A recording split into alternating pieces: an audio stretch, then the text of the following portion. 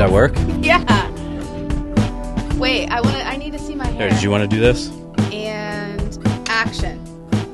This is so funny wearing headphones with the microphone. I feel like you're whispering in my ear. I hear Dan Jarrus McNulty's voice just whispering right next to me. Is that okay? Yes. Is that all right? I feel like I need to fix my hair. Do I look like a cone head? It's cool, right? Yeah. Okay. Yeah, you're good. Okay. You're good. I have some prepared notes. Oh my gosh. Okay. I love it. So yeah, first, honestly, thank you for coming to hang out. You? Of course. Thank you for having me. Yeah. We'll get into it a lot, but I'm so excited about just your love for storytelling and just the community. And, yeah. Well, thank you so much for having me. This is my first podcast ever, and it's been my dream to be on a podcast, so I'm so excited. I mean, I use the term podcast very loosely. Yeah. Because it's not even in just audio form. Yeah. It's more of like the video element show? of it. Yes, the show. Thank you for having me on the show is what I should say. Great. Yeah. So, Nicole Fuschino.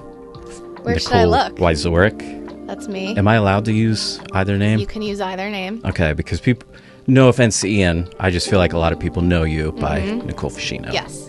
Or your parents. That's my real name. And it's funny because so many people who know me know my mom or my dad, because my dad's a teacher, my mom's a teacher, so it's like I had your dad or I had your mom, so like that will be me forever. And even though I have a new legal name, it's Fuschino. It's always going to be Fuschino, you know? So yeah, either one. Okay, so I have this name plaque that the kids and Liz got for me. I love it. Years ago. So anyway, Nicole Fuschino, Nicole Fuschino. Yeah. I'm so excited to be here. I made you a name plaque for being on the show. Oh my goodness. So, thank you so much. This has the date. And you brought up your hair earlier. Oh, thank you. Wait, I love that it moves. I was trying to figure out That's hilarious. what to use for your name plaque, and I thought about a microphone. Yeah. But I used a microphone before for someone, and I thought it needs to be unique. It. Liz said, "What about a blow dryer?" So she went out and bought that yesterday. She bought it? At like a thrift store. Actually, I think the thrift store was in Windber. Really? Okay. This is the most me thing I've ever seen, so thank you so much. Perfect, yeah. Oh my gosh, this is hilarious. Thank you. Can I put it right here the whole time? Yeah, you can. I recommend facing the barrel down. Just like keep it at me the whole time. For stability's sake, because it's not. I love it. That's super. So awesome. I love it. Thank you, Liz, for her, creative mind. You guys are just a creative power couple. I love it. That's so funny. I did also want to congratulate you. Okay. On your pregnancy. No. Right? No. Didn't you say last time when we were at the 5th, you were like... I'm not pregnant. But did you think I was for real? No, I know. No. But you said people keep asking. Okay, so here's what happens. You get married, and then people look at you, and then they look at your stomach. This is what I was referring to. They look at you, and then they're like, is she pregnant? And I find myself doing that with people, too. I'm like, okay, they're married, so they must be pregnant. No, I'm not pregnant. I was like, Dan, do you know something that I don't? That I'm pregnant. I'm not. Let's keep the record straight. I'm not pregnant. Just because I'm married, I'm not pregnant. I told Liz that I was going to ask, and she said, what happens if she's like, actually, I just found out yesterday. No. I said, well, she had an espresso martini at the 5th. Yes. So... Yeah, well, that's another thing. They look at your stomach, and then if you're out in a public setting, they're like, is she drinking? It's like, it's so funny. I'm like being watched like a hawk.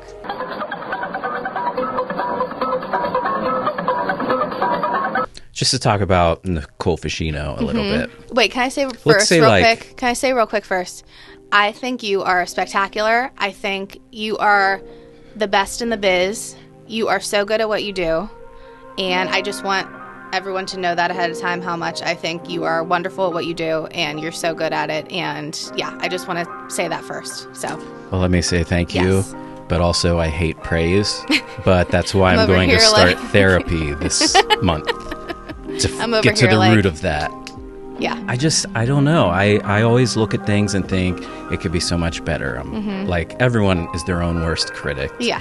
But I just feel like... But this is your podcast show studio, so this is pretty cool. But I just want to say that first. Thanks. Yeah. Thanks. I appreciate it. I'm ready. I'm ready for your questions. So, just maybe go back. I know that you did Winber News. Yes. But, like... Is that what you found something from? I don't know. But because a few years ago, I started watching Westmont's high school news because they put it on YouTube. Yeah. And I was like, which other schools around here? So I found Winber. Yep.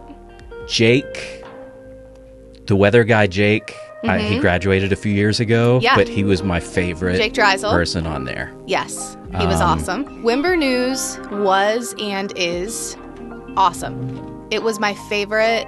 It was so fun in school, and it's so interesting because we did a visit to our local news station that I ended up working for. We did a visit back then to have the class see it. So I have a picture there whenever I was in like maybe 10th grade or something. So it's interesting, like the full circle moment. But yeah, that was super fun.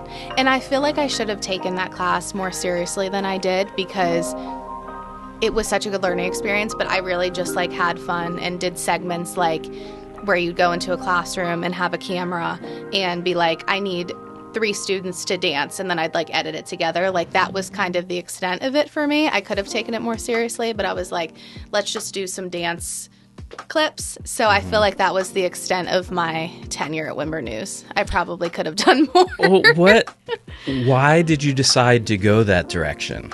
Because your parent, I don't know if your parents want us talking about them, but they're both teachers. Yeah. So what made you kind of say, hey, I want to do some type of media? Yeah. So I've always had a love of writing, and that's where it all stemmed from. So I always loved to write, like whenever I was little. And it wasn't like I was making up stories. It was always based on reality. So for my family, for their birthdays and stuff, I would write like a newspaper article based on them, but it was all making fun of them. And I'd put like breaking news, Papa Ben is turning 55, blah, blah, blah. And it would just be all this making fun of them type of thing. I was always writing, and in school, I loved writing research papers. Like I was just like, I like to write. So I wasn't really ever a reader though. So I thought about going to be an English teacher to kind of take after my parents' teaching backgrounds. And I was looking at the course curriculum, and I was like, I don't really like to read as much as I like to write. So then I went into journalism. And so that's what I ended up majoring in college, was journalism. And, you know, thinking about what kind of jobs you can do with that, that's how I got into reporting. So it was like writing and then journalism major and then reporting job is kind of how that happened. Yeah. Wow. Yeah. Wow. That's how it all went down. Let's take a trip down. Oh, I'm so excited.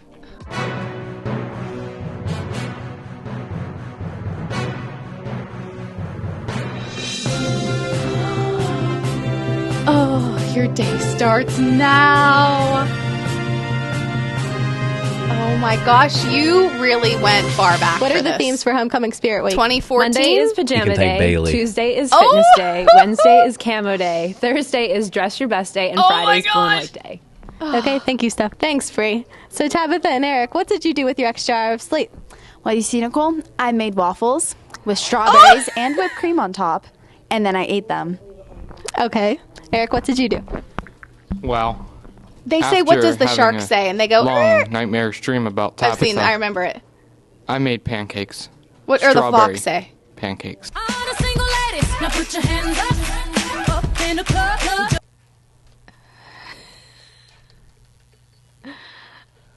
Oh my gosh, I remember this. You did a little compilation. Oh my gosh. And I think we need to give Connie some credit for some of the moves. Maybe. Some of the moves, You think? for sure. I've had the same hair my whole life. I think it's time for a change. I think your hair's getting bigger. I straightened Definitely. it. I straightened it like every day. Wednesday, Like I have December curly hair. I 17th straightened is Relay it. I don't know Field Day, why. Johnstown Day. Please wear your favorite holiday shirt, sweater, tree skirt, Wow, or red and green to celebrate the holiday season and support Relay for Life. Oh my God, National Honor Dad! Society is sponsoring the heartwarming tree in the cafeteria. They ask that anyone who wants to bring in and support a good cause Could I bring be in more hat, dead in the gloves, eyes? mittens, and scarves. All donations will go to I I look see like I that. just woke up. the next I see blood that with a drive lot is of the Friday, high school January news. 2nd. You must be 16 to Because donate you're and just must so have consent focused if on you are probably under the the age of prompter. 17. Did you Please have a Randy prompter or leave was it Yes, cards? it was a prompter. Today in 'Cause I know sports, now- good luck to I the boys know they use a basketball prompter. team See, I tonight needed a fidget at toy home then. Look at against my thumbs. Rockwood, and the junior high boys and girls teams away at Rockwood. Today for lunch, we will be having a chicken sandwich, spiral fries, baked beans, and an orange. Tomorrow for breakfast, we will be having a cheese omelet, cereal, and fruit juice. Thanks and See, have a you're great excited day. about lunch. You can tell I that. know they Are had you a cut ready? because I'm laughing. Yes. Okay. How many bones do most cats have in their tails? 10, 15, or 20? 20. I did more than I That is thought I correct. did. I knew it. What color rabbit does Alice follow down the hole to Wonderland? White. It is white. She's right. I didn't know I did this much. What language does merci mean thank French. you? French. French, yeah. She's smart, everybody. Good morning. Today's the last Friday of school. Yay! June 5th. I'm Maria. I'm Rainey Ryan. Oh my gosh. Celebrating their birthday today is Gabrielle Horvath, Jacob Yost, and celebrating I can't over the believe weekend how is many Aaron of these you Prognell, found. Allison Dayton, and Julian Chakowski. The junior picnic. Like will in be my held- head, I did one Weekend dance construction segment at in the high 4 school. years. The boys varsity soccer Like team I meeting didn't realize will I be did on these many Monday, little things. Held at 8 o'clock. At in first, elementary I could school only cafeteria. find you The girls varsity soccer reporting, team meeting will be but held I thought I at the really want to elementary find school gym shots on of her Wednesday, anchoring. And the junior high soccer meeting will be held at the elementary cafeteria on Thursday.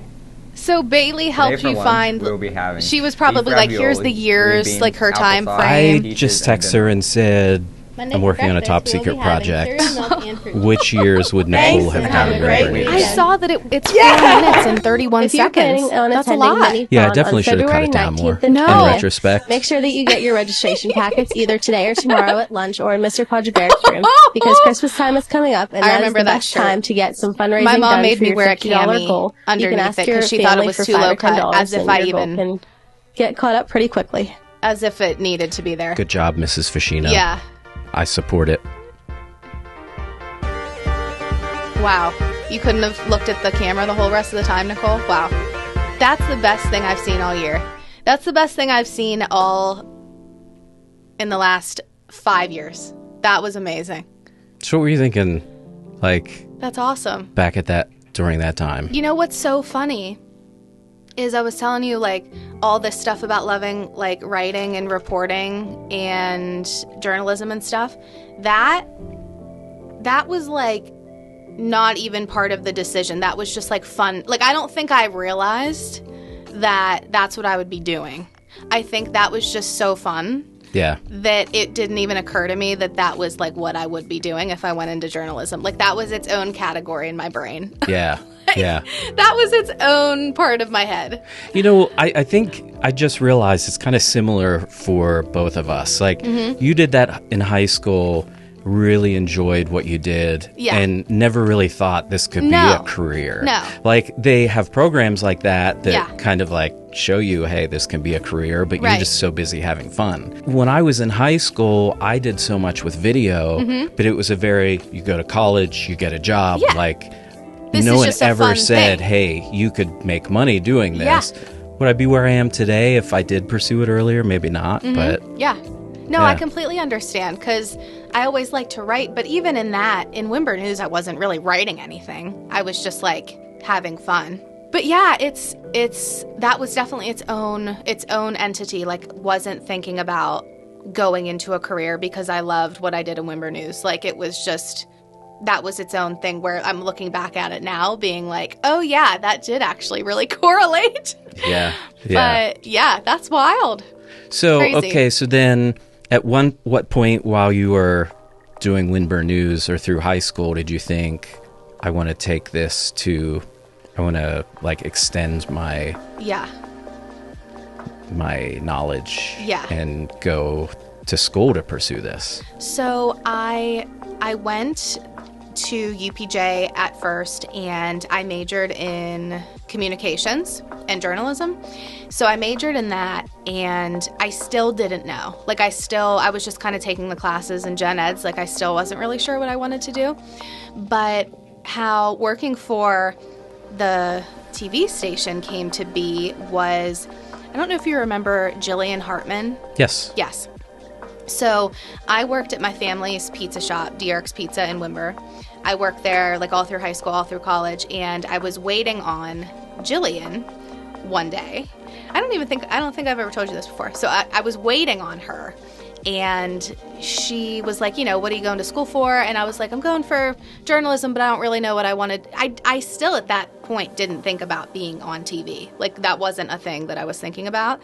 And she said, you should come job shadow me. And I was like, that's whenever it clicked. I had was not thinking about that at all. I was like, maybe I'll write for a newspaper or something. So I job shadowed her. And that was the moment that I was like, okay, this is really, really cool. And she was telling me about how she writes every day, stories, and I was like, okay, this is kind of up my alley. So even though I majored in it, I didn't think about it until I waited on her at D'Eric's that day. Yeah, Wow. that was really crazy. You heard it here first. Yeah, here first. Never before told story. So you went to UPJ Yeah. for 1 year, and then I went there for 2 years. Okay. And then during that time is when I job shadowed Jillian. And then she ended up getting me an internship there.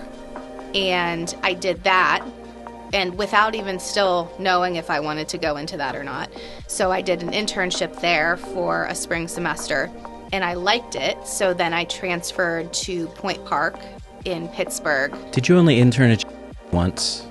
So I interned there in 2018, and then I transferred to Point Park, and then I came back that next summer for a part-time job during the summer. So I started there right at the end of your internship. Yes. I think it was like January or February Yes. of 18. Yep. Yeah. Yes. So that was the internship. I was like, okay, I like this. I want to do this. I transferred schools, went to Point Park. And then, that following summer, then I came back for a summer job, helping with the Your Town specials. Yeah. That was the best job ever because I was just doing features all day. It was so fun. It was Right. awesome. Yeah. Right. So that was kind of the time period. So it was like meeting Jillian, job shadowing her getting me an internship, and I wasn't even sure if it's what I wanted, but I did it. And then that's how that all took place. So, yeah. Right. It was crazy. And then I was like doing what I did at Wimber News. And I was like, Yeah. didn't see this coming. But, yeah, When did you go full-time as a reporter then? 2020. Okay. So it was 2018 internship, 2019 part-time job, 2020 real job. Yeah. So I graduated from Point Park in 2020. Surprisingly, didn't know Nick at Point Park. We met there, but we never really knew each other until I came back. But I graduated from Point Park in, I guess it would have been May of 2020, but COVID was March. So did the last 2 months online from home, moved back home, and then started my job in May. So it was like right in the middle of, not in the middle, right at the beginning of COVID. So Yeah. it was crazy. So I was hired as a reporter, but the first 2 months maybe, like May and June, I was helping to produce from home. So they set up iNews they gave me a laptop and set up iNews. So I was helping to write VOs and VOSOTs and just stuff like that. Mm-hmm. So I was a reporter, but I wasn't. It was just so weird. And then I started reporting in the summer, but Steve would come to my house and film my look live or whatever, and I'd do the stuff from home. It was just so bizarre. It was so weird. And I was wearing a mask on TV. It was so crazy just starting during that time.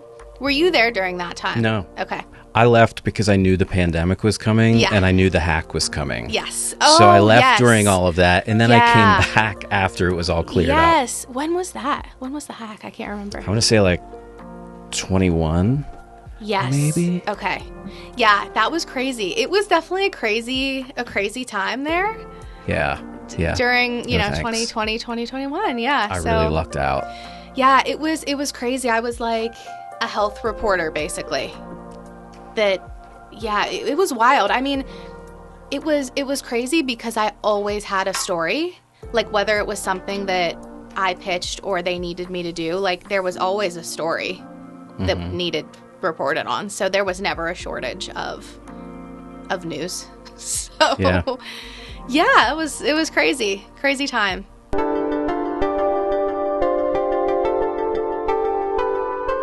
No, it's just... See, is this how I'm gonna get? I mean, if you want to... Is that how this is gonna happen? I really am bummed that didn't start shooting into fireworks. I think the best I can do right now... I love the little disco ball. Oh my. Wait, I shouldn't stare at it.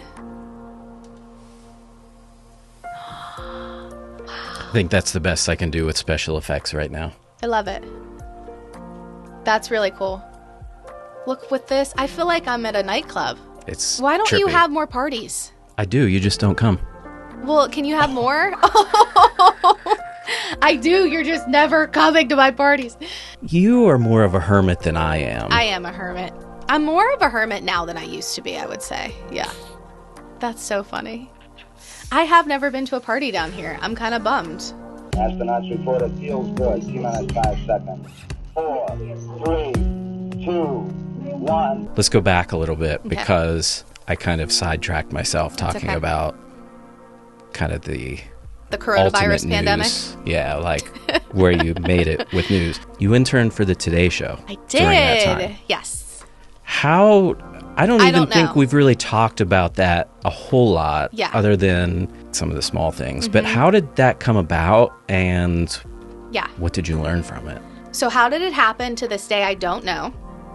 So I applied. So whenever I interned at the news station in 2018 after meeting Jillian and deciding that I wanted to go into broadcast journalism, I didn't know then that I wanted to be a reporter. I was like, maybe I'll work in production, maybe I'll work in TV, maybe I'll live in a big city. Like, I was still not knowing exactly what I would be.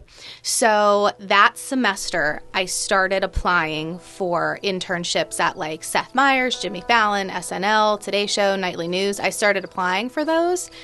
And I applied every single semester at all of those places until I ended up getting it. So I got it the fall of 2019. So spring 2018, summer, fall, spring, summer. So it was 5 rounds of applications for all of those places. And it was really just for me to see if I wanted to be on camera, behind the scenes. They were easy applications, and it wasn't that big of a deal to do, so it just became like a game to me. So I'd get like a first round interview at Seth Meyers, and then it would be like virtual, and then I wouldn't get it, and I was like, whatever. And then I'd get like the next semester I'd get a first round interview at Jimmy Fallon, and then I wouldn't get it. So it was just like a game. It was 5 semesters of applying and getting random interviews that never manifested into being anything, so it was just a game. And so whenever somebody called me from the Today Show, it was like the end of summer 2019, I thought it was a prank phone call because I wasn't getting anywhere for a year and a half. And it said New York, and then I was like, this is just not real. And I honestly, I'd laugh and joke that I think they felt bad for me because I said in my interview, I said, this is my 5th time applying, because like I wanted them to know that like I kept applying.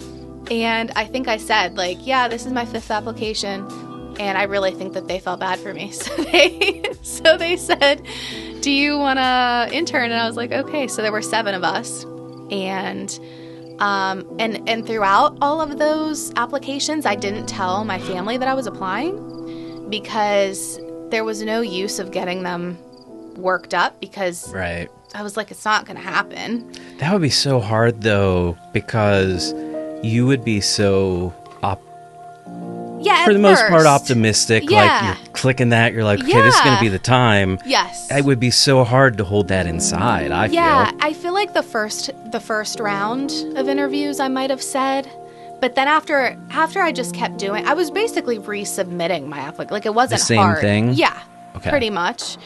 And so it wasn't feasible to me that it was actually going to take place. Mm-hmm. So whenever they called me, I remember I was at my house. My dad wasn't home, and my mom was like taking a nap on the couch. And I never, like, we're a very sleep appreciative family. Like, we'd never wake each other up for any reason. But I woke up my mom, and I was like, I just got a call from the Today Show, and they offered me an internship. And she was like, I mean, I think I mentioned that I was applying, but like nothing serious. So yeah, so a couple weeks later, I moved to New York, and it was 4 months long of an internship, and there were 7 of us interns, and a majority, I think like 5 of them were like young women like me who moved there for 4 months from like all over the US, and we didn't know anybody, so we were all like best friends because we were trying to navigate it together. Hold on. Was this Matt Lauer time? No. This okay. was... Am I allowed to keep that in there? I think so. Okay. Because this was like 2019, so this was after all of that. Okay. Yeah, so I have no stuff to spiel. Well, I wasn't even going to dig on that. I was just wondering, like, wait a minute. No, it was after the fact, yeah. Okay. So it was crazy. It was just after many failed applications, and they called me, and it just really nuts. So that really gives me hope, because I have what I think is a dream job. Uh-huh. And I've applied for them 6 times now. My current boss knows that I keep applying. What is it? Can you tell me? It's an at-home editor. Okay. Was not expecting that. I knew you weren't. Liz knows. Okay. Like, she... What's the company? Okay. I'm going to have to check it out. So the position... How did you find it? I mean, I can't imagine they'd put that on LinkedIn. So when I feel like we're going way off, but I really like it. Okay, cool. If you're cool with it. I'm more than cool with it. Okay. When I was leaving the second time, I was basically checked out the last year I was there. Okay. Because it was just, I was fed up. Just everything from it being so corporate to general management to the news director, like everyone, they're just all backstabbers. It's all about the money. I checked out. And I think that was probably the most depressed time of my year, because I found a job that I love to do so much, and that passion for video was just ripped from me. And it killed me so much more than I thought. Yeah. Like, and it started right around the time that I even started back to in 22. Yeah. And it just kept snowballing, and then, so long story short, I was just looking for different positions in video. There's not a whole lot unless you want to move. I'm pretty anchored to the area. Yeah. I thought about doing Fiverr. I still consider that from time to time, but Is that like whatever. Freelance? Photo, Basically, or video editing? Freelance, anything artistic, basically. Okay. So if you want a voiceover, you go Oh. on, find someone who you like, Okay. pay them, whatever. So, Okay. like, I was going to set up an account so people could, like, I could Hire edit you for people. stuff. Okay. But then I was like, oh, so you could be an at-home editor. Yeah. So I'm just looking, like, frantically down the list of at-home editing positions, and that popped up, and I was like, hey, Liz, what do you think about this? I've applied 6 times. Okay. It says, if we don't reply to your email, feel free to apply again. So it was like every few months. Well, they'd be crazy not to hire you. Would there be filming too? No. No. So they just send the footage. So that kind of takes me to another thing. I feel like I kind of want your input on some of this. Okay. Because you have shot weddings, which that wasn't even a topic that I was thinking about getting into. Okay. When I first started shooting weddings, I don't know if I ever told you this story. Liz and I were at McDonald's in this little this table of little old ladies. They were sitting at a booth. Okay. And I'm like, what do you guys do? Probably like at least 80s. Yeah. And I said, I'm a videographer. I mainly do weddings. And the one leans in and says, dead ass, like, have you ever offered to shoot the wedding night? And I was like, that's like, so messed up. You know how it's like a la carte, like extra footage, like raw video, $500 extra. This $500 extra. Wedding night, $500 extra. So, I mean, at first, how do you respond to that? Like, an 80-year-old woman's basically telling me to shoot. That's hilarious. But then through the years, I really started thinking about it. And like shooting weddings, I feel you're capturing such a special moment. Like, I mean, there's like boudoir shoots ahead of time. So I feel like, I mean, if anyone's in the market, I don't even know if I'm keeping this part in here. I mean, hey, if and it would be completely confidential. Here's what's cool about video, though, services. If you offer it and nobody wants it, then you're not losing anything. You're not losing money. And I don't really care about the people who would judge it. Like, yeah, I feel like I'm way past that. I just, like, you're not losing anything. If you offer it, great. But if nobody wants it, then great. It doesn't matter. And liftoff of Artemis 1. We rise together, back to the moon and beyond. When it set in and you're like, okay, this is real. Mm-hmm. You said you moved into New York like 2 weeks. Yeah, after that? It was quick. It was quick. Yeah. So that wouldn't even give you much time to process it. It's like, no, it's here. Yeah. What were your first emotions when you first stepped onto set? Or like some of those big, like, was there a certain person who you met that was like, yeah. Was there somebody who you met that you were kind of like, I wish I'd never met my heroes? So and it's so funny too, because how it all works out in the end, because I grew up watching the Today Show with my mom. Like, my mom, I watch it religiously. Yeah, and she was always huge on Jimmy Fallon, SNL, nightly news. Like, my mom is like what got me into all of that stuff. I just Basically never NBC, right? Yeah, I just never thought that I would work for them, but I was always super interested in it. Hoda Kotb was the best. Like, they say don't meet your heroes, and she was mine, and meeting her exceeded all expectations. Wow. She's better than you would even think. So I didn't have a moment with anybody that was negative. Like, everything was positive. But my internship, all I did was get coffee and print scripts. Like, so just a literal intern. Oh yeah.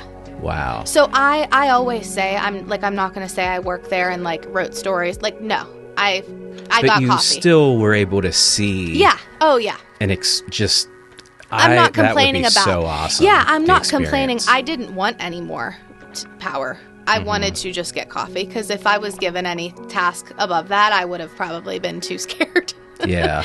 But no, so I'm not complaining that that's all I did, but that is actually all I did. Yeah. Okay. But it was so cool because I had no pressure. I was just there chilling, watching. So I was a coffee getter. Yeah. Yeah. It was really cool. But. Okay. So on a scale from 1 to stepping onto the Today Show set for the first time, on a scale from 1 to that, where would you put stepping onto the set for the first time? You know what? Because I'll be honest, I know it's local, but not that big of a difference. Oh, wow. It's really not. Like, the Today Show, just because it's the Today Show, is like, oh my gosh. But like, a set is a set. I kind of had the same feeling. Is that what you think too? I don't know. I think if I saw the Today Show set first, then I might look at that and be like, I've better than this in my basement. Yeah, but like, I never felt that way, because it was almost maybe more of a big deal at the set because you were going to be on that one. Yeah. So wow. it was there wasn't really like, I mean, the Today Show is just cool because like the background, it's like Rockefeller Center and all, but like a TV set is just, it doesn't matter where it is. It's like the coolest thing in the world. Yeah. I never really felt like, I never walked on the set and was like, oh my gosh, this is like, it's just as cool. Yeah. Were you there for the new set? You No. weren't, were you? No. I was able to experience it. I would love to see it. Just kind of at the end. Yeah, like a set is just, it's just the vibe of it no matter where. And like I've been to stations in Pittsburgh too just to see, and like no matter, it doesn't matter. It's just so cool. Mm-hmm. I felt the same feeling walking in here. This is a new and strange environment at first. This suddenly finding yourself in orbit. I feel the liftoff. I want to go back to news. You want to go back to news? Not work back in news, no. Oh. I thought about applying for Nick's position just as a joke. No, I want to go back and talk about news. Oh. What would you say were some of your favorite stories that you've told? And I think I have an idea. Can you tell me? Because I don't know. I'm blanking. I mean... What are you thinking in your head? Okay, let me ask two different questions. What are some of your top favorite stories that you've shot and edited yourself? And what are some of your favorite stories you've shot and edited with other photographers? Mm-hmm. Steve, Nick. It's so funny. So I have a list in my phone of every story I ever did ever. So I have it written down, but like to think of it, I'm like, what's one story I did ever? I can't even think of one. No, I'm just kidding. I did a story once on, so this would answer the question of one that I shot and edited myself. So this was, I think, 2021. So there was this mom in Portage, and she had 3 little kids, and her youngest son had brain cancer, I believe. And this was during the time of COVID, so he would have been eligible for like a Make-A-Wish or something like that, but because of COVID, like the funds for these local Make-A-Wish types of things were drying up because it was COVID and no one was doing trips and all that. So they reached out to me saying, can we do a story with this local Make-A-Wish? Wait, the family reached out? Yes. Okay. Saying, can we do a story like on, it's not Make-A-Wish, but it was like a local business, like a local organization that does that kind of stuff. So they were like, can you get the word out about how we're struggling during COVID and we still need funding to do these things or whatever. So we did the story. We interviewed, meaning me. I interviewed the organization owner and like the family, saying like, hey, you can help this kid like Carson who is battling brain cancer, like donate to this organization. You can help him with whatever he wants or whatever. So he wanted a camper. Like this kid loves camping. He wanted a camper. So that's what the story was. Do you remember this at all? Not really. But I think the organization Liz is very familiar with. Yes. I can't even think of what it's called. It's like a more local Make-A-Wish thing. Yes. So that was the whole point was like how these organizations are suffering during COVID. You still need to remember them for kids like Carson. So we did the story. And I put the story on like my Facebook and Twitter at the time, and I just said like, you know, how to support local organizations that need your help during COVID or whatever. And it was the fact that this kid wanted a camper. So somehow on Twitter, the CEO of Camping World saw this tweet, and they watched the story and stuff. And he responded to my tweet, and he just said, consider it done, period. So I guess they donated to that local chapter. Did you not think it was a scam at first or something? Well, it was the actual Camping World with the little check mark. Wow. And it was like the real thing. I would have myself seeing that. I know. So I called the mom and or like they messaged, I don't even remember all the logistics, but somehow Camping World got in touch with this family, and they gave this little boy like a $10,000 camper or whatever. So it was like a story of like the power of what we do and what we did, of how telling stories can make such a difference.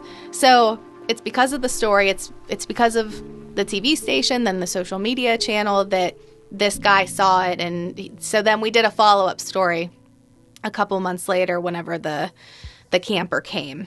So we did the follow-up, and then the family, they were still, even though they got what they wanted, they were still working to raise money for that organization for other kids who were in need. So that was kind of like the follow-up story. So it was like, that's probably my favorite ever, just because it was like a full circle. And those are the types, I feel like I've done so many stories like that.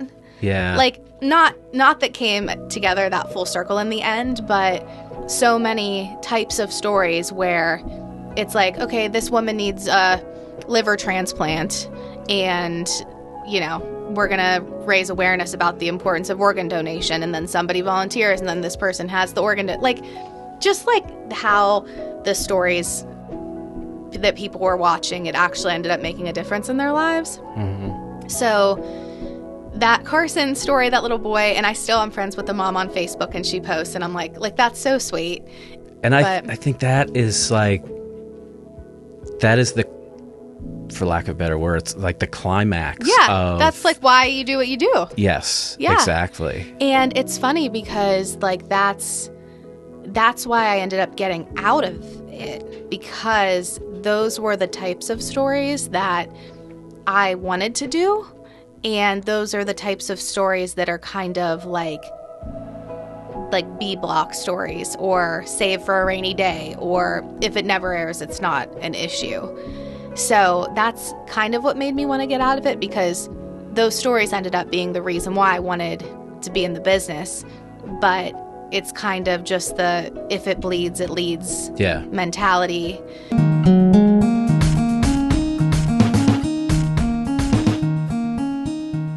Yeah, see the picture over your shoulder? Yeah.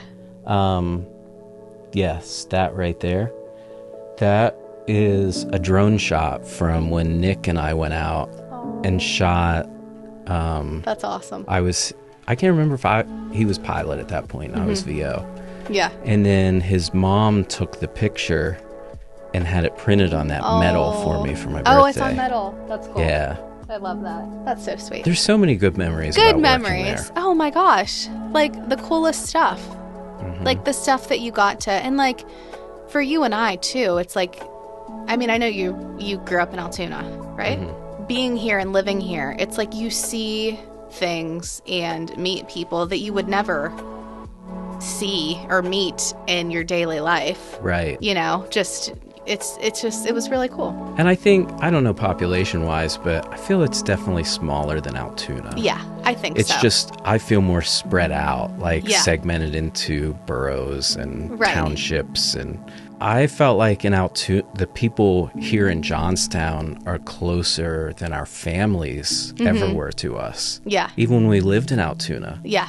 The community here is amazing. Mm-hmm. It is. And for you to be able to see like the best of that. Yeah, the best of it. And, you know, just like I always said, like the streets that you've driven down a million times, you were doing stories on, and people you would maybe pass by, you end up knowing, like it was just really cool.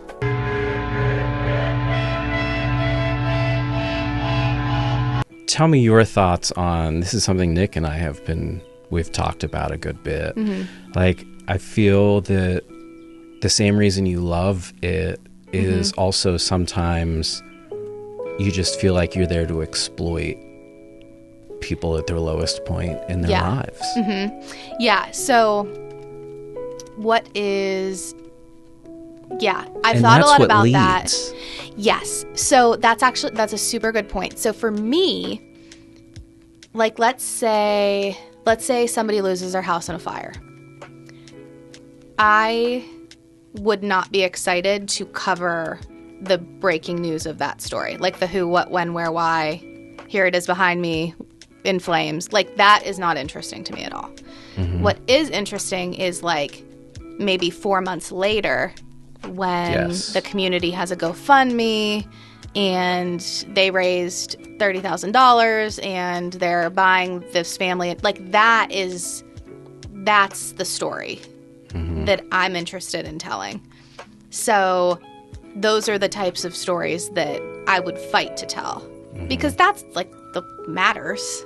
The initial, or like anything, like a death or a car crash or a fire or any of the initial breaking news of it is not fascinating to me at all. But some reporters love that. They're like, oh, I want to be the first to the story. I want to chase it. I'm not into that. I'm like, let's let this simmer for about 5 months and revisit and talk about how the community's helping. That's my thing. Well, okay, so, and that's something I've talked with Chris Keating a good bit about, because he used to report. Yes. Maybe I'll put his hot dog costume shot in here. But he said it's hard for him because now reporters are more about themselves and their image. And, like, it's not about the story. They're just like, I need to look my best. Yes. And I've worked with some of those reporters who, you're on the scene of a murder, they're still looking for the suspect, and they're like, oh, I need to make sure my makeup's okay, and then I'm going to post a smiling picture on Instagram. It's like... And it's so funny because, like, I've always joked and said, like, I love makeup, I love doing my hair, and I love dressing up, but that was me before this job. Like, I would have been fine not showing my face the whole time I was there. Like, if I could do, like, I love doing, my favorite thing to do was a nap pack. When it was just the interview's voice and the natural sound. Like, I think I've only done maybe like 3. But that, if I could have done a nap pack every day, I would have been so happy. Like, being on TV was never what I liked. It, like, that wasn't it. It was, and it's so funny because, like, oh, I don't want to be on TV, and I'm like, I do my makeup every day. Like, I look like I would want to be on TV, but it was just, I like the writing and the storytelling, and I always said too, like, the being on TV part, that's like the last 2% of your day. Like, your whole day is all the other stuff. Right. So by the time it was time to be on TV, I'm like, ugh, I just want to be home. Like, just put my story out there and let me go. Like, I don't want to be on TV. But, yeah. So the story was always the most important thing. So if it was, like I said, the beginning stages of something that was awful, I was like, I don't want to do that. Right. So why did you leave? Dun, dun, dun. So Because I honestly, I'll be transparent, I don't know. I didn't even hear really any rumors, which is really strange in a news station because there are no secrets in the news station. No Everyone secrets. knows. It's just like the industry. I mean, there wasn't a specific reason.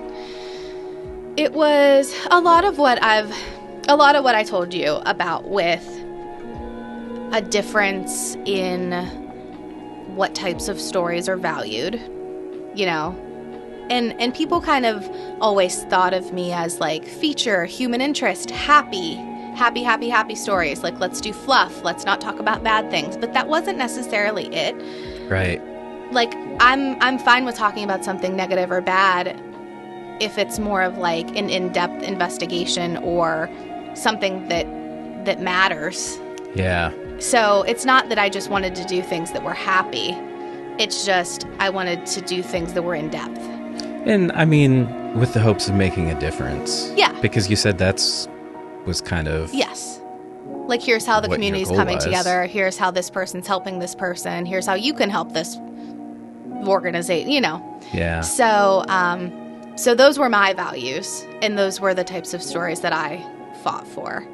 But just in local news in general, it's just, if it bleeds, it leads.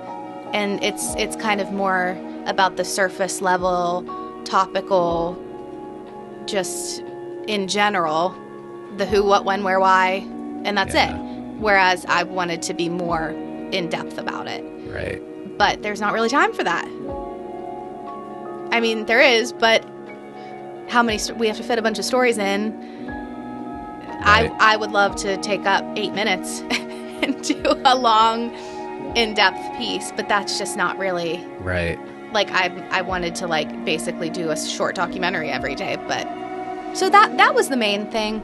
And I do think, and I'm not talking about one station in particular. I'm talking about just local news in general with, you're working Christmas, you're working nights, weekends, holidays, low pay, crazy schedule. You'd have a story that you're working on all day, and it could be the last minute and it changes. Just like the logistics of the job really weigh. So it's not one specific reason. It's a lot of different reasons, I would say. So how hard was it for you to make the decision to leave? I was devastated to leave. I mean, it was my choice, but I was still devastated because it's something that I thought, I didn't know from the time I was a little girl that I wanted to grow up on TV. That wasn't the case for me. It was something that I found later in life, like in college. But I did think I'd do it for a long time. And, also the next step was probably deciding if I wanted to stay reporting forever or be an anchor. And I didn't want to be an anchor. I never did, because I wanted to do the in-depth stories. I forget what your question was. I just went on a tangent. How hard was it for you to make the decision to leave? Yeah, so I'm so surprised I remembered that. I know. That's really good. But I feel like that was the answer that satisfied the question. But yeah, I just I was devastated because I missed everyone. I feel like at a news station, you're so close to the people you work with that and it's such a different work environment. If you think of a normal 9 to 5 where you're in an office compared, that's not how it is at a news station. It's people are yelling and screaming and having fun and laughing and walking around and running around. It's just a different vibe. Yeah. So I missed that, and I was really sad. I was going to say something about my current job, but I don't know if you're going to ask me about that. Well, okay, so at some point I might want to talk about news again. Okay. But so you left news. You started with Johnstown magazine. Yes. What was your decision there? What drew you to Johnstown magazine? So there was an opening in advertising sales, and it sounded really interesting to me because it was like a different type of work in media. How am I saying this? Same overarching thing of working in media, but different outlet. Yeah, the same media, a different medium. Yes. Is that right? Yes. But the medium in this case is media. Yeah. And my job was different, in a different capacity. I wasn't Right. reporting, it was sales. So I was planning on being there a lot longer. I really was. And then there was a job in pharmaceutical sales that came up. I think I was maybe 9 months in to my job at the magazine. Wait, I want to get into the drug dealer stuff later. That's yes. Oh, yeah. Yeah. The whole so hold thing. off on that. And yeah, I was planning on being there a lot longer, but then my current job opened up. So it was kind of yeah. So I was not planning on leaving when I did, but it just happened that way. When you started with Johnstown magazine, do you think there was a possibility you would have stayed in that role, or do you think you would have wanted to go to maybe the more writing? I wanted to go into more writing. Yeah. They have you can be a correspondent for the magazine, so I did think about that, but then again it's that line is drawn between sales and the writing. Do you know what I mean? Yeah. Editorial is what I'm looking for. Editorial and sales, it's kind of don't cross the line between them. Kind of like news. Yeah. Yes, exactly. So it was that same type of thing. So you don't think they would have let you move that direction? I don't know. I'm not sure. I feel like I wasn't there long enough to even figure it out. Yeah. So, yeah, it was the best next step, I feel, was that, because I was still trying to figure it all out. And since you had a face in the community already, did that help you with sales? So, because there was a lot of people that it was still Johnstown, so I was kind of dealing with a lot of the same people that I dealt with at the news station. So it was the same kind of pool of people. So, and I would always say, like, I don't think of myself as a salesperson. So I'm like, I'm a writer and an interviewer posing as a salesperson. So that's what I would always tell people. I'm like, I'm trying to sell you something now, but like, you know who I actually am. Right. I think that makes you trustworthy. I hope so. I feel. Like, give me your money. Yeah. Whereas I've never asked you for money before. I've only asked you for interviews. So you went from the product to the seller of the product. Yeah. And now you're, again, a seller of the product. I'm a drug dealer. Yeah. I'm in pharmaceutical sales. So I got my current job in sales. And so it's been about a year and a half. And in my current job, you go from working in news and you have this passion for the job that you do. But the logistics around it, like we talked about pay and the hours being crazy and working holidays, you have the passion for the job, but the logistics surrounding that job are crazy. So my current job in sales, it's like the pay is good. I'm not working holidays. The hours are Monday through Friday, no nights, no weekends, all that. But sometimes I find that the job itself, I'm lacking that passion. So it's like the first job is about the passion. This job is like paycheck, like and it's been like this kind of soul searching thing of, and I know I'm like everybody has experienced this. It's like, do I pick the job where I'm super excited about what I'm doing every day, or do I pick the job that supports me and I have good hours and good pay? Like, how do you find a balance between those things? Right. And I think that's like the $1 million question that everybody's trying to figure out in their life. Yeah. And, like my mom, for example, she was a teacher and she knew she wanted to be a teacher since she was like 4. So, and that gave her passion and a good stable job with good pay. Like, and so for some people, I feel like it falls in your lap at a young age, but then for other people, you go on this soul searching journey of how do I fit these two things together to make a career that you like and get paid, whatever. It's a whole thing. So I feel like since I started my current job, I've been trying to figure out like how to get that passion back in your life since you have all of the other things now. So I was kind of bummed for a little bit because I'm like, okay, I gave up on my original thing that I wanted to do. I was kind of like, for a while, like, I'm so happy about all these other things about my job, but I'm like, I'm missing that, like, the whole thing I wanted to do forever was write. And I'm like, well, like, I'm in sales. I'm not writing anymore. I'm bummed. Like, what am I going to do with my life? So for this sales job, like, I'm driving a lot. So I'm driving like 2, 3, 4, sometimes 5 hours a day. So I'm driving all over the place. And I've always been like, I listen to music, I listen to podcasts, like I'm always listening to things in the car. But after a while, I got sick of all of that. So I started listening to audiobooks. And I was never a reader. Liz loves audiobooks. Yeah. I prefer. Yeah.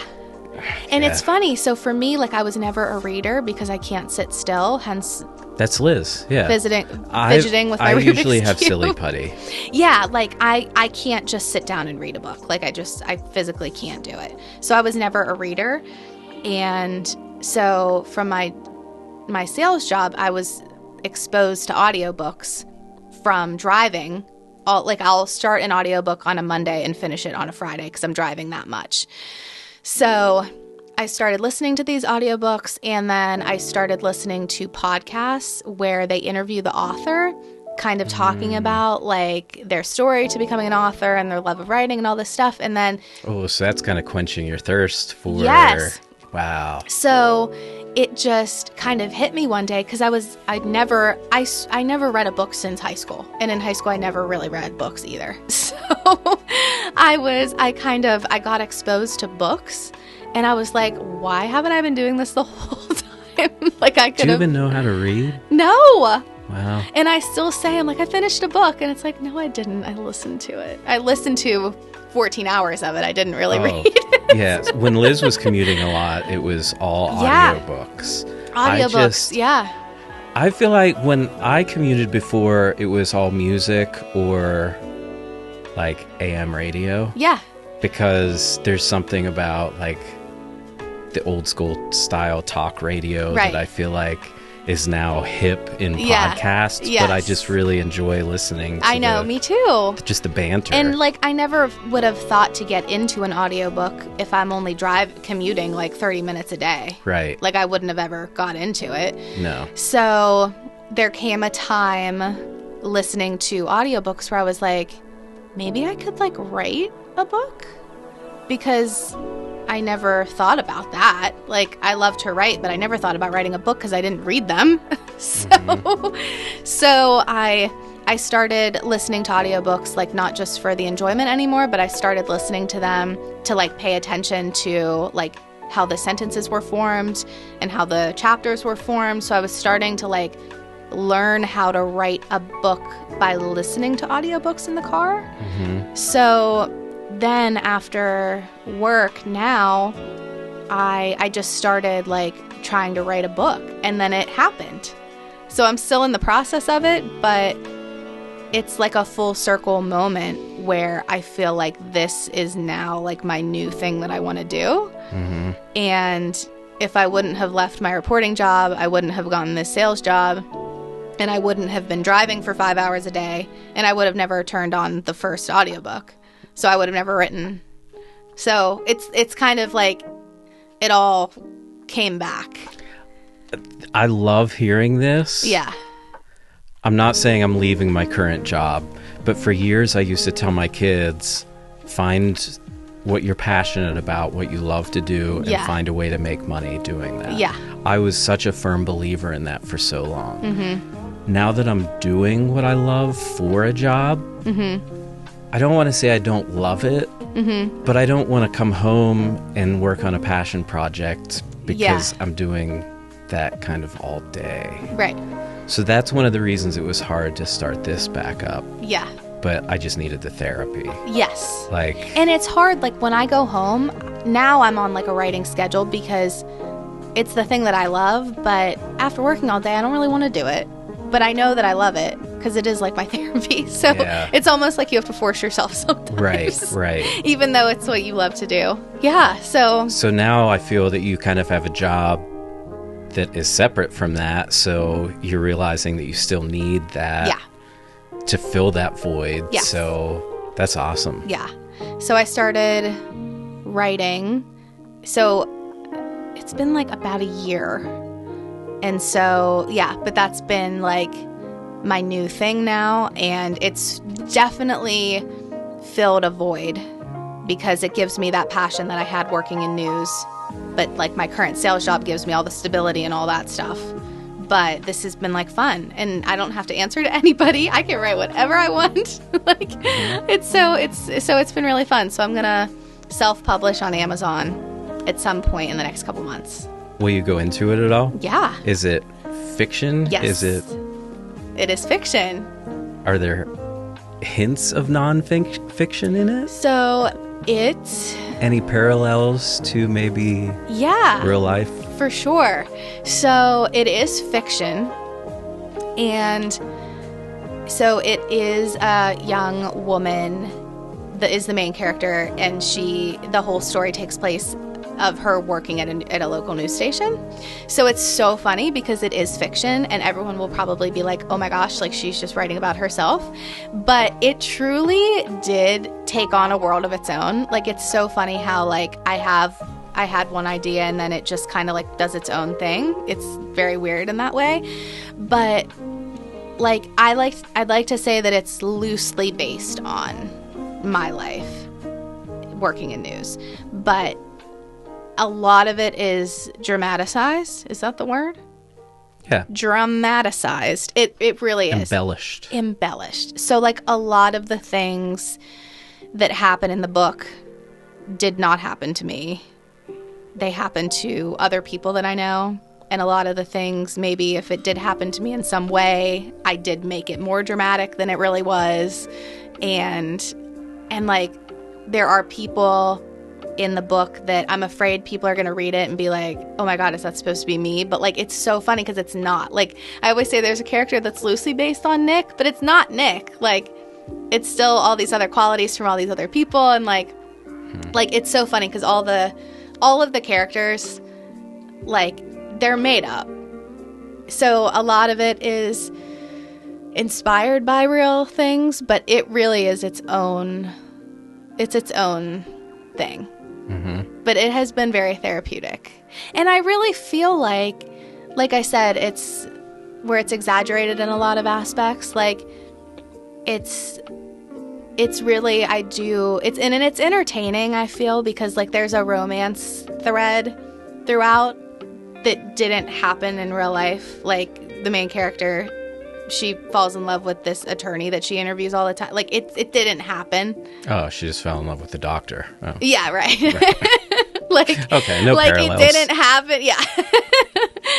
But yeah, so it definitely is its own thing. It's definitely inspired by a lot of things. But if it didn't happen to me, it happened to someone else out there working in news. And I do feel like while I want it to be entertaining for people to read, like, from any background, I want anyone to be able to pick it up and read it and think it's interesting and fun. But I do feel like it is giving a voice to reporters and what they go through, even if it didn't happen to me. I think that is something that, I don't want to give you false hope, but I feel that the news community is so, Yes. we've talked about it, how it's a melting pot. Yeah. You know someone from probably every state at this point after working in news for so long. Yes. So I think that's something that could catch on. Yes. And like, I really do want it to be anyone can read it, but I do feel like if you work in news, it'll be like a whole thing. Yeah. So, Can we adapt this into like a Netflix series? I would die. I would love to do an office style news. Oh my gosh. And it's so funny because like, this is now my thing of like, I want this book to get published and I want to write more books and I want them to get made into movies. Like, that's my new dream. Yeah. Like, that's my new thing. Because I can do it with my current job. Like, unless it got really great. But right. I can do both. So how much creative control would you want over the shooting and the edit? So I feel like I would want all of it, but I know that like you kind of just give away the rights and they do what they want with it. But yeah, so that's like my new thing that I want to do. So can you tell any of the stories? Did you bring it? Can we do a live reading? And then she told him, dun dun dun dun. When it's finally out, you should come over and do an ASMR. Here's what happens. Yeah. So like it's based on me, but it's not. Like, I definitely want a disclaimer at the beginning that's like, this is fiction. Do you have like a full copy right now, or is it like you're writing in chunks? So the whole first draft I did, it was like 330 pages. And it was done. And then doing the second draft, I basically rewrote the entire thing. Because, like, I wanted to change so much that I rewrote it from scratch, pretty much. Like, using the original copy as a draft, or, like, as a going-off point. And then the second draft was, like, 90,000 words, and now I'm on the third draft, and now it's looking to be about 80,000. So I have like the full draft. I have 2 full drafts, and I'm working on the third. And I'm hoping for the love of God that it's the last one, because I can't look at it anymore. I want it done. So I feel like this is kind of a different way of, approaching storytelling for you by not having the time constraints as you did every other time you were I have working. to like make myself do it now, because there's no timeline at all. And also like for your self-critiquing too. Yeah. So like I feel that way with video a lot. Yeah. And it's like I could edit this until I'm dead. Yeah. And I think it was George Lucas who said a film is never finished. Yeah. They're only abandoned. That's really interesting. I would feel the same way. So let's put a timeline on this for you. Oh, I need one, because I want to have the third draft done by the end of this month. And then I want to like hire someone to line edit it.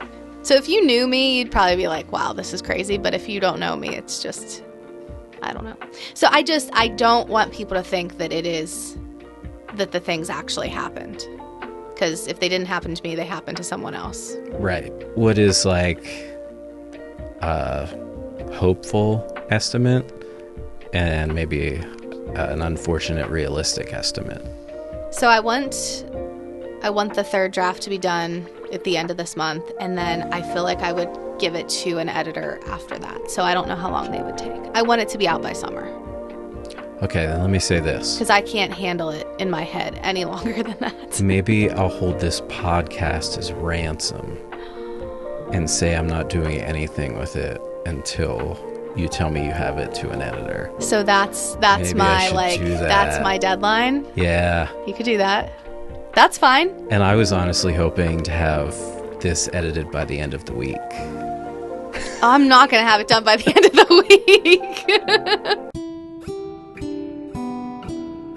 week. Wait, can I do this? I started a TikTok. Wow.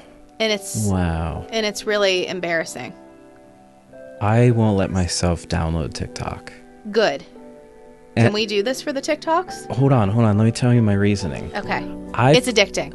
Yes, it's addicting. I have a very addictive personality. Mm-hmm. And I kind of don't want to fall victim of editing styles.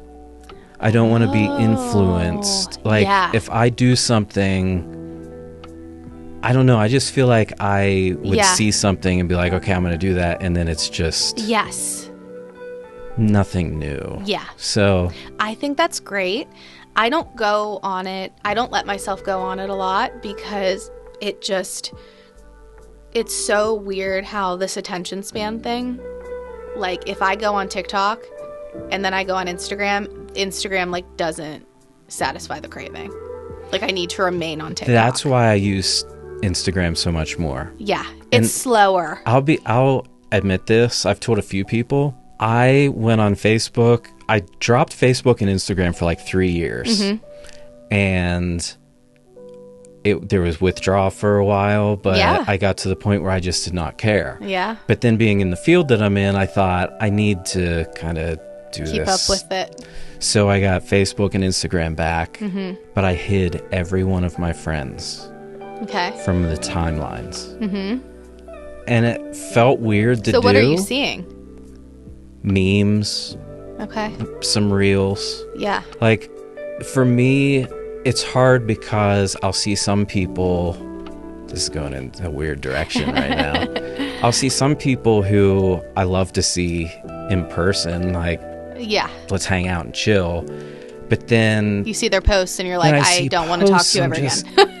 Yeah, it's like a completely different person.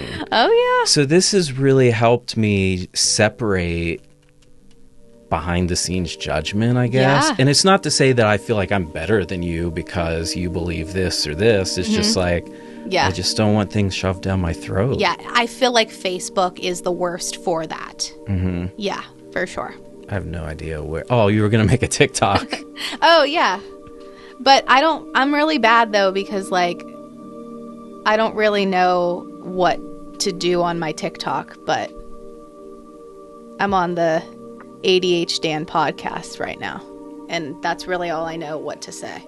I really felt like a part of me died when I stopped doing this. Yeah. And actually, okay, this conversation could go on forever. Something you were talking about earlier,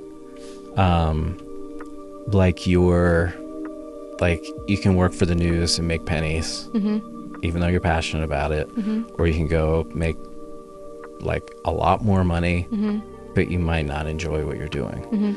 So my journey was kind of, I tried to climb the corporate ladders for so many years. Got to the point where I was probably making more money than ever. Like my highest paying job was a sales rep at AT&T. Yeah. I did that for like 4 or 5 years, and it ate me alive. Yeah. I felt like my soul was dead because it wasn't only that I had to push things that I didn't really believe in. Like, Yeah. it was like, these families can't afford what you're telling me to sell them. Mm-hmm. That killed me. Yeah. So I ended up having a breakdown at work. I don't know if it was an anxiety attack. I went in the back. I started bawling, like shaking. Yeah. And that's when Liz said, it's time to get out. She said, what do you want to do? Mm-hmm. But did you do video before that too? Or you got into it after? That's really when I started thinking I feel like of you've done it your whole life professionally. in my head. No. Yeah. I think that was 2017 that I had the breakdown. Now, I did, like I said, in high school, I would make videos, like make skate videos with friends. And I did, you don't think like, it's a real thing. claymation. Like, now looking back, I'm like, that was some good stuff. Yeah. That was like 1999. But, yeah, so it took me climbing that corporate ladder and not really having a real passion to finding what I was really passionate about and going for it. But then I went from making a lot to almost nothing. We were on food stamps for a while. Like, I'll admit that. I was like, I just can't do that lifestyle anymore. Yeah. It's killing me. So I went to that, and then freelanced. I did a couple weddings because that was May of 2017. And then, like, December, money was really tight because, like, I just wasn't really known in the area. Yeah. And I was so new. But then that's when I applied it. I went there, started in January, and then... Of 2018. Yeah, till 2018. Yeah. May. And then left, went back. Now I feel I'm definitely more at a... Like, my employer now, it's like they care about me. Yeah. I've never had that feeling before. They care about me. They appreciate what I do. Right. And they're willing to support. Like, it's crazy. Yeah. Yeah. That's good. Yeah. That's how I feel too. I don't really know where we went there. Yeah. Okay, I do have 5 rapid fire questions for you. Cool. Is it true or false? Okay. Moon landing. True or false? True. I have a theory, but I'll save it. You are false. Okay. Question number 2. Yesterday or tomorrow? Tomorrow. Maybe. That's the appropriate answer. It is? I think. Okay. I mean, you can go down rabbit holes with that one. Those are 2 intense questions. Yeah, yeah. We already kind of talked about this, but maybe think of something else. And not necessarily news. What is your favorite story that you've ever told? My mom's. I told my mom's story with osteoporosis. Oh, yeah. Didn't mention that. No? That's my favorite. Because I got to interview my mom. And then we lost the footage. So I had to interview her again. She wanted to kill me. Do you think it turned out better, her having to do it again? No. The first one was better. The first time's always the best. And then we lost it. And no, it was great. I'm glad that she let me do it again because it was an important story to tell. But That reminds me of a T-shirt that I saw before. It says, "F it, shoot the rehearsal." And it's like sometimes... Yeah. Like... Because sometimes that's the most natural. Sometimes you can over practice to the point of it not being authentic and good. Yeah. And I think you gave news, me shoot the rehearsal, and you gave me another good quote today. Is it the George Lucas? Yes. What is it though? I forget. A film is never completed. Just it's abandoned. Only abandoned. Yes. Which my book will never be completed. It will only be abandoned. Yeah. Yeah. Yeah. I need to remember that. I mean, you could use that as the preface or something. I mean, just thank you, Dan Juris McNulty. Yeah, that was actually really good. I was expecting that to be a little more of a like the most thought provoking, but I did really like that story. Which conspiracy do you believe is 100% true? What are different ones besides the moon landing? I mean, I think I believe that flat Earth. JFK. I think I believe aliens. I could think of a few political ones, but I'm not going to. Oh yeah. Let's go there. I feel like I'm gonna keep Is this it. Epstein? No. Okay. I'm gonna keep it light and say that I think aliens helped build the pyramids. Aliens came from the future back to help build the pyramids. Ancient aliens. Talk to Steve Toma about it. That is never, ever an answer I would have expected from you. Never. What were you thinking? Something simple like, I believe flat Earth. Like, I would have believed that you believe flat Earth before I would believe that you. Wow. Aliens. They're real, man. Which day would you live on repeat? Which day would I live on repeat? I feel like the right answer. Here's my answer. I don't think it happened yet. That's my answer. But I feel like my answer should be my wedding day. But I was such a nervous wreck on my wedding day that I actually don't think I would relive it again. Mm-hmm. Not nervous about like things going right. It was never that like surface level stuff. It was just like oh my gosh, like I'm just nervous. Everybody's staring at me. I don't want anyone to like die. I want everyone to be healthy and like nobody get in an accident going home. Like that's my anxiety. Yeah. So I was a nervous wreck the whole time for those reasons. So I think I would relive my wedding day just with like a Xanax in my system. I would relive my wedding day with the purpose of being more calm because I was just so nervous. So maybe I would relive it and tell myself to like be calm. I really like your answer if you haven't lived it yet. I don't think I have. I respect the wedding. I feel like that's I feel like that's what I should right say. Answer, I mean, I loved my wedding, but I was really nervous. I would rather relive one of my best dates with Ian than our wedding day. Like your wedding, I feel like your wedding day is just a show. It like is. I'd rather relive like a really good day with Ian than our wedding again. Thank you. Yeah. I'm honored to be on your show.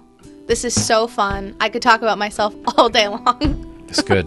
No, I've always appreciated how much of a positive influence you are on so many people. You're just thanks. So are you. You're great. Thank you. Book. Well, can people find you? Do you have any kind of social media presence? Follow my TikTok at Nicole Marie Writes. Yeah. I don't put it on. Keep up with the TikToks because that will tell you when the book is coming out because I don't know yet when it is coming out. Okay. So keep up with the TikToks. All right. Plural. No, I'm just kidding. There's just one. Okay. Thank you. Did you like the smell of my corn? Is it corn? Scented candle? I'm glad you didn't tell me that that's what it was. After I had it lit for a while, I was like, that might be a little strong. A corn candle. Wait, can I see the what's that called? This thing? No, the wow, it sounds weird with that. Yeah, it's like it puts you in this. I know.